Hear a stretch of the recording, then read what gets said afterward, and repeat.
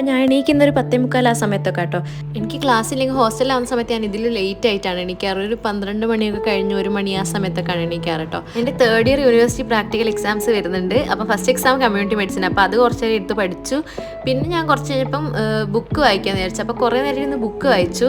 ഞാൻ വായിച്ച ബുക്ക് ഇതായിരുന്നു, സീക്രട്സ് ഓഫ് ഡിവൈൻ ലവ്. ഭയങ്കര നല്ല ബുക്കാണ് കേട്ടോ. എന്ന് വെച്ചാൽ നമുക്ക് നമ്മുടെ ഒരു റിലീജിയസ് ആയിട്ടുള്ള ബിലീഫ്സും നമുക്ക് അതിനോടുള്ളൊരു ഇഷ്ടമൊക്കെ കൂട്ടാനുള്ള ഒരു ബുക്കാണെന്ന് എനിക്ക് തോന്നിയിട്ടുണ്ട്. അങ്ങനെ നിസ്കാരമൊക്കെ കഴിഞ്ഞ് താഴത്തോട്ട് പോയപ്പോൾ ഉമ്മ നോമ്പിൻ്റെ പ്രിപ്പറേഷൻസ് ഒക്കെ തുടങ്ങിയിട്ടുണ്ട്. കുറേ സാധനങ്ങളൊക്കെ ഉമ്മ റെഡിയാക്കിക്കൊണ്ടിരിക്കുകയാണ്. ഇന്ന് ഫസ്റ്റ് ഡേ ആയതിനെ കൊണ്ട് കുറച്ചും കൂടെ സാധനങ്ങളൊക്കെ നമ്മൾ ഉണ്ടാക്കുന്നുണ്ട് കഴിക്കാൻ. പൊതുവേ നോമ്പിന് അങ്ങനെ ഇത്രയും സാധനങ്ങൾ ഉണ്ടാക്കി കഴിക്കുന്നതിനോട് നമ്മൾ ആരും തന്നെ യോജിക്കുന്നില്ല. പക്ഷേ ഇന്ന് ഫസ്റ്റ് ഡേ അല്ലേ, അപ്പം നമ്മൾ ആ ഒരു സന്തോഷത്തിൽ കുറച്ച് സാധനങ്ങൾ ഉണ്ടാക്കുന്നുണ്ട്. അങ്ങനെ ഞങ്ങൾ കിച്ചണിൽ സംസാരിച്ചുകൊണ്ടിരിക്കുമ്പോൾ പുറത്തുനിന്ന് കുറച്ച് ആൾക്കാർ ബഹളം വെക്കുന്നുണ്ട്, ഞങ്ങൾക്ക് ഭക്ഷണം വേണമെന്ന് പറഞ്ഞിട്ട്. അപ്പം തന്നെ ഉമ്മ കുറച്ച് ഭക്ഷണം അവർക്ക് പ്ലേറ്റിലാക്കി കൊടുത്ത്. ഉമ്മ എപ്പോഴും കൊടുക്കുന്ന കേട്ടോ. നമ്മുടെ വീട്ടിലെ പൂച്ചകളാണ് ഇത് രണ്ടും. നമ്മുടെ വീട്ടിൽ നമ്മൾ പുറത്ത് വളർത്തുന്ന പൂച്ചകളാണ് കേട്ടോ, ഉള്ളിലിട്ട് വളർത്താറില്ല ഇവർ രണ്ടുപേരും.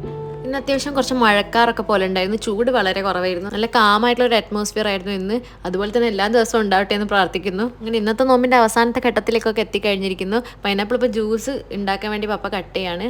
പിന്നെ ഉണ്ടാക്കി വെച്ച ഉന്നക്കായയും സമൂസയും ഒക്കെ അമ്മ എടുത്ത് പൊരിച്ചു. അപ്പം ഞാൻ പുറത്തോട്ട് പോയപ്പോൾ പിന്നെയും ഭയങ്കര കാമായിരിക്കുന്നു പുറത്ത് കാണാൻ. അപ്പം ഞാൻ അവിടെ തന്നെ ഇരുന്ന് കമ്മ്യൂണിറ്റി മെഡിസിൻ്റെ പ്രാക്ടിക്കൽസ് പിന്നെ എടുത്ത് പഠിച്ചു. ഭയങ്കര കാറ്റുണ്ടായിട്ടോ പുറത്ത്. അപ്പം നല്ല സുഖമുണ്ടായി അവിടെ ഇരുന്ന് പഠിക്കാൻ.